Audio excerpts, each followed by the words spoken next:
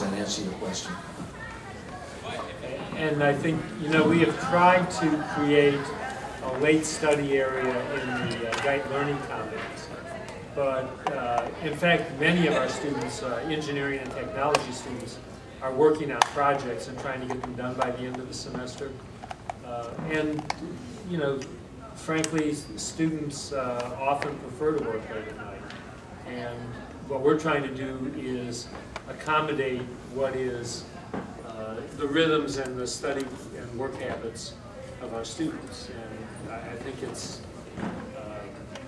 appropriate for the university to try and make those accommodations. Then the question becomes, how do we do that in a way that maintains security? Last year, I believe we instituted a policy that they needed to have their advisor or faculty member's signature in order to get permission to be late into the building. And I think that that was recently reissued.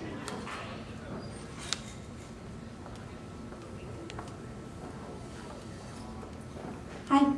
I was just wondering what the time lapse is between when you guys find something out and when we as students or faculty and staff find it out. Is there like a normal time lapse that goes by? The Clery Act says that we need to report concerned circumstances in a timely manner. It doesn't offer a specific time frame. Now, as we talked about this, the incident itself occurred about 10:30 at night. We reconvened on Friday morning. The Clery Act requires us to communicate to the campus during circumstances or times in which the campus safety and security is at risk. And as Officer, or as Interim Police Chief Finnerty will say, the incident that took place, the perpetrators fled campus, and so consequently it was thought that the risk had departed campus with their fleeing from our grounds. So as I said, we were gathering information throughout the night and then Friday morning as we gathered as a crisis management team to put things together and determine what information we did have that was as good of information that we possibly could communicate to the campus. And we met early Friday morning and then had the announcement posted at the end of that meeting. Other questions, comments, advice for us?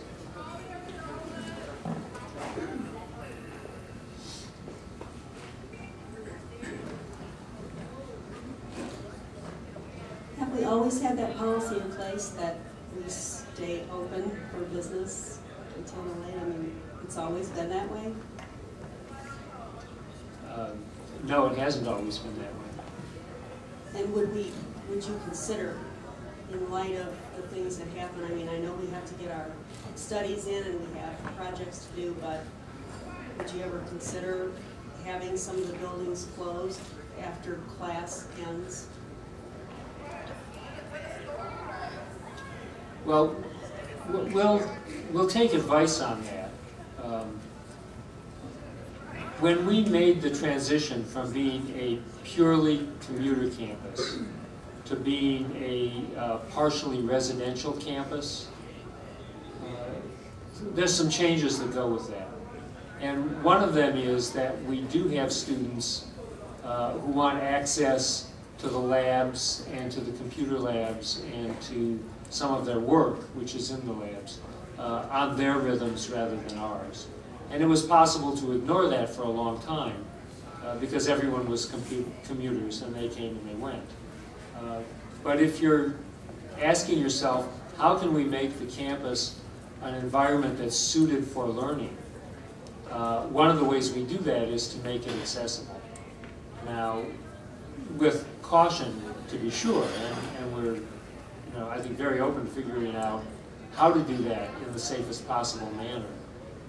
But I would personally hate to see us sacrifice the opportunity to give students that access to those learning opportunities, because we couldn't find a better way. This is the right way.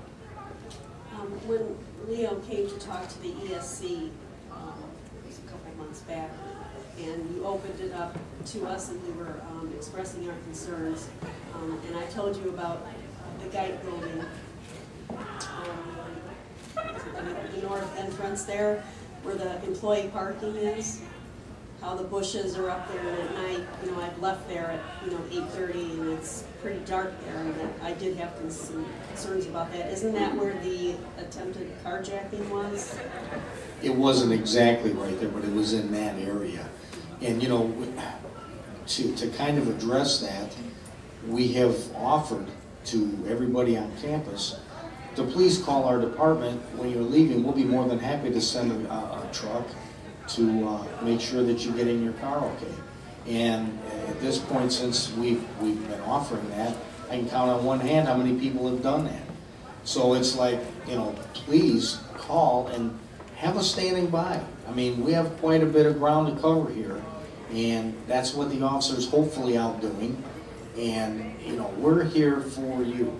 And to say, hey, I'm leaving the gate, I'm walking out to my car that's over in the P1 lot, whatever side of the campus it's on, we have nothing to do but help you get there.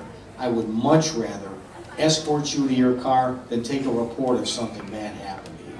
Believe me, I would. And I think I can speak for everybody on the department.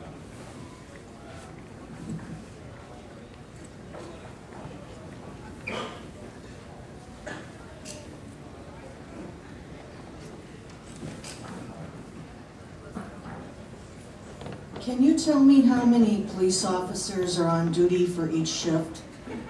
Full-time police officers? We have a total of, there will be 10. We've just hired a new chief. He'll be here Monday. And that'll bring the department up to 10 officers that we have. There are hopefully 2 per shift that we have working at any given time. We have one that stays on the north side of campus, one stays on the south side, meaning south side of 173rd, over by the village in case there's a problem there. So hopefully we have 2 working. I know that other campuses have started moving toward a swipe card.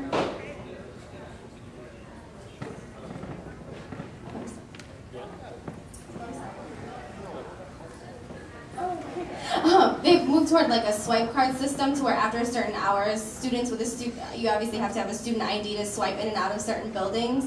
I know that's probably a huge expense, but has that ever been considered? I can't really answer that. I don't know, but I think that's kind of bordering on having an open campus versus not having an open campus. I don't know. I mean, that's certainly something that I would be willing to discuss, but you know, looking at the open facility that we have, I don't know. I don't know whether that would be feasible or not. I think having an open campus is open to people who are supposed to be here. I mean, if you have a student ID, you're supposed to be here. Open campus, I don't think that everyone is what we should really be having. And you know what? I couldn't agree with you more. And that's why I take real issue with students that prop doors open for other students after the doors are locked. So one hand plays into the other, you see what I'm saying? I couldn't agree more. If you're not a student here, don't come in here. You have no business in here. If you want to look around to decide whether or not you want to go to school here, that's fine. But we'll take your suggestion and look into that question of swipe cards. Just want to remind people that because of the way our buildings are configured with the hallways, it's really hard to lock off any particular building. We did find a way to lock off the Geit Learning Commons, so that was a start. Now, you know, should we consider being restrictive and only letting that area be open at night? Well, maybe so. But that's something that, you know, we want to get your advice, and then we'll take these ideas and kind of sift through them all and see what's feasible.